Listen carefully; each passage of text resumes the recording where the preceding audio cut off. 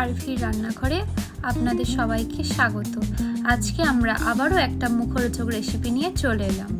আমরা সবাই তো ভেটকি মাছের ফিশ ফ্রাই খাই, আজকে একটু অন্যভাবে রুই মাছের ফিশ ফ্রাই ট্রাই করলাম। চলুন দেখে নেওয়া যাক কীভাবে করলাম।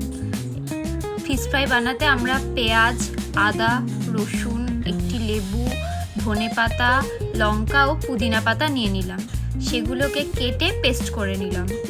এখানে আমরা রুই মাছের পিসগুলো সরু সরু করে কেটে ধুয়ে নুন মাখিয়ে রেখে দিয়েছিলাম।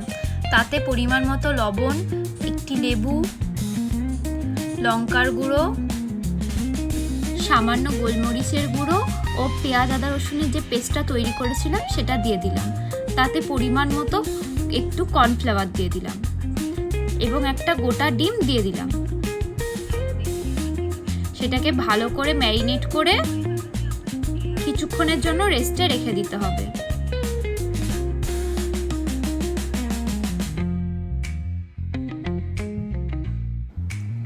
1 ঘন্টা মতো ফ্রিজে রেখে দিয়ে আমরা সেটাকে বের করে নিলাম এবং এখানে কিছুটা বিস্কুটের গুঁড়ো, তাতে সামান্য পরিমাণ লঙ্কার গুঁড়ো ও সামান্য পরিমাণ কর্নফ্লাওয়ার দিয়ে মিশিয়ে নিলাম।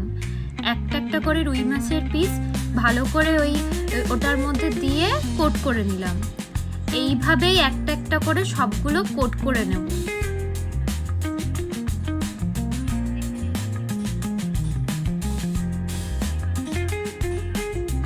গ্যাস জ্বালিয়ে তাতে কড়াই বসিয়ে দিলাম। কড়াইয়ে রিফাইন তেল দিয়ে দিলাম। তেলটা ভালো করে গরম করে তাতে একটা করে মাছের পিসগুলো ছেড়ে দিলাম। হালকা আঁচে লালচে করে ভাজতে হবে। লালচে করে ভেজে একটি প্লেটে তুলে নিলাম।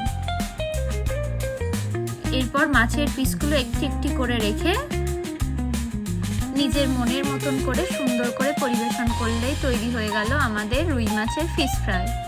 প্রচণ্ড মুখরোচক একটি খাবার, খুবই ভালো লাগে খেতে। একবার ট্রাই করে দেখুন, সবার খুব পছন্দ হবে।